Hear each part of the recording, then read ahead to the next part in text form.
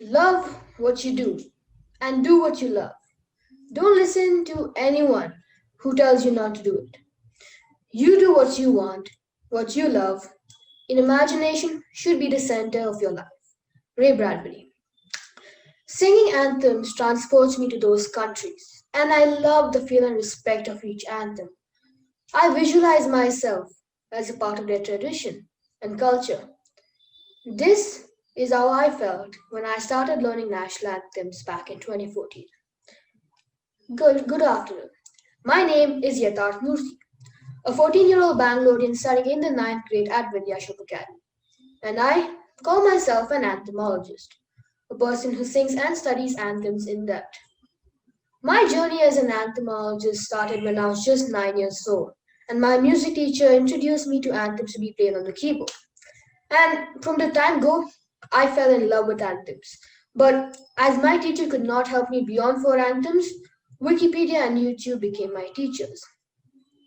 As Ralph Waldo Emerson once said, it's not a destination, it's the journey.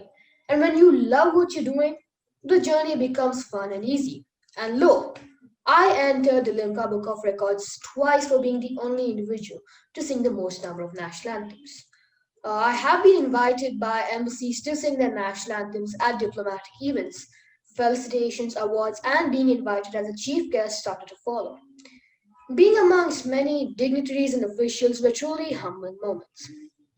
Now, at one such event in Bangalore, I was invited to sing the national anthem of Kiribati to the president of the country, Mr. Anotito. Here, he mentioned how his country was going to be submerged within a couple of decades, and he urged us to help save his country. Now, that is when I got to know about climate change and its disastrous effects. Chopping trees and forests here, polluting the waters elsewhere can have an impact on a country thousands of kilometers away. After learning 260 countries' national anthems, I had to channelize my talent to be an asset to the society. When you're on the right track, the entire universe is working in your favor. Now, irrespective of my age, I got the opportunity to intern with a student run NGO called Such, along with a few college students and CEOs of companies, where we practically addressed a few UN SDGs. Two things that made me feel good during this internship was the environment and helping people. And that is when I remembered Mr. Anote Tong's speech. Eventually, I decided to focus on the Sustainable Development Goals of the United Nations, or UN SDGs. From an anthemologist to an environmentalist to a social entrepreneur, a journey I had never envisioned. I have conducted two climate strikes to bring about the awareness about to the youth and adults that climate change is a reality and we need to work to protect our environment in all forms, air, water, and land. As Barack Obama once said, climate change is no longer some far off problem. It's happening here and it's happening now. We have only one home called the Earth, so let's protect it. This topic becomes even closer to my heart as a STEM student at the New York Academy of Sciences, where we take up a real life problem, research, and find a solution to it. Some of the past projects I have worked on are intelligent homes in healthcare, sustainable chain of transportation. This year, I had the opportunity to be working on green textiles, where we convert non biodegradable waste and scrap into fabric. Leading a team of 28 kids and empowering them on the 17 United Nations Sustainable Development Goals last summer was a new milestone for me and has been an unforgettable one. I like to teach and inspire kids hands on to adopt to environmentally friendly habits from a young age. During this internship, I met many environmental warriors who have been working on the micro level of climate change. One such person I met during this internship was our very own late man of Bangalore, Mr. Anand Maligwar. As a part of the World Federation of United Nations Association, or Wafuna Mission Possible program, four of my classmates and me decided to take up a 4.1-acre lake revival project. Though we had the choice to take up any simple project, a lake revival really did intrigue us. Now, you must be wondering what five high school students all of 14 years old can do about the biggest problem Bangalore city is facing.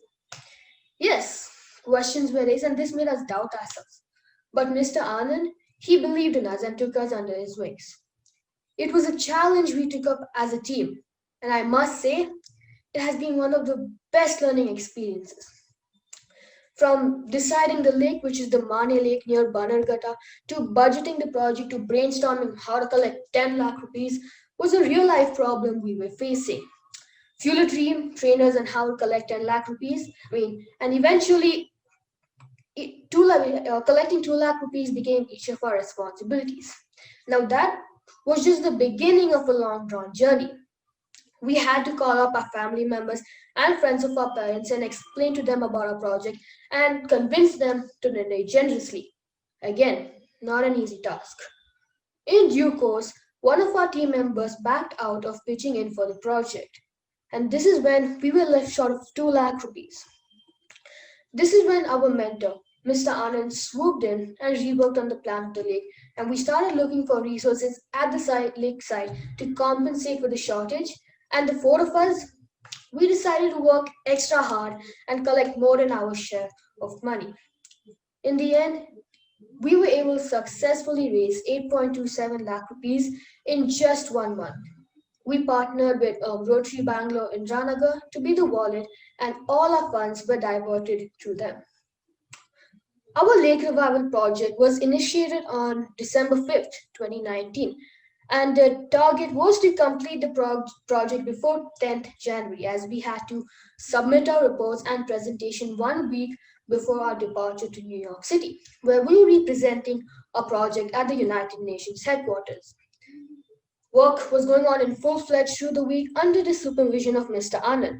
But as we had to attend school, we visited the lake every single Sunday and on school holidays. Our mentor would take us around the lake and explain to us about the work that was being executed in our absence. And we would also work about the progress of work for the coming week.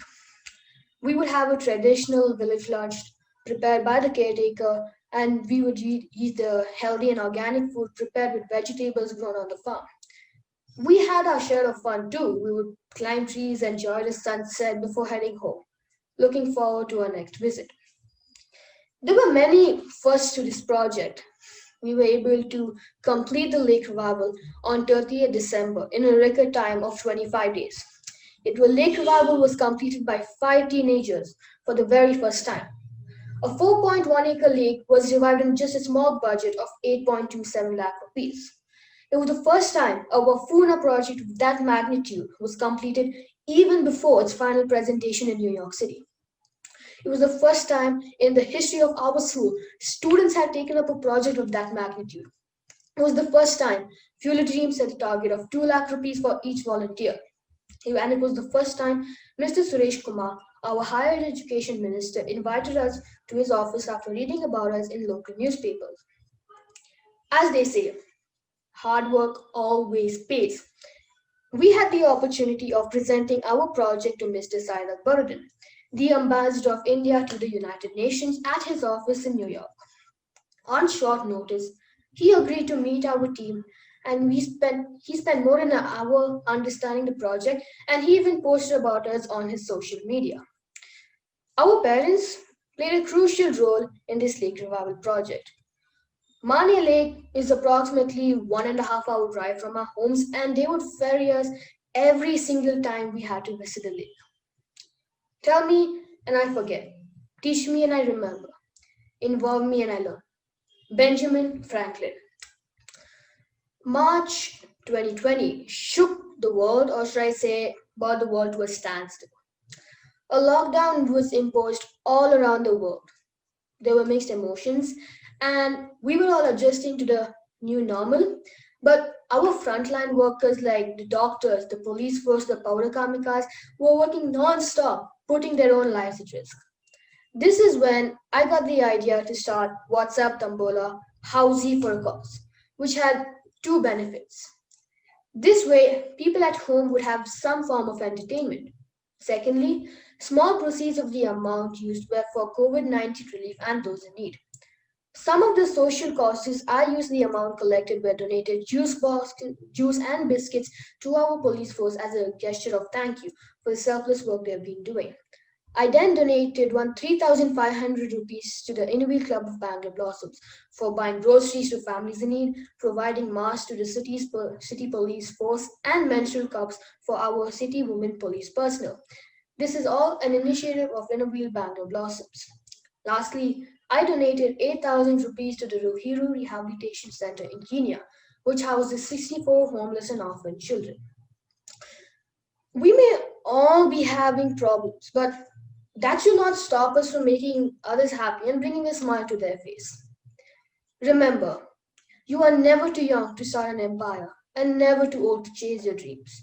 Identify your passion, work hard on it, and be ready to make the sacrifices and most take risks. And most importantly, enjoy the journey. These are the lessons I have learned in my journey. Thank you.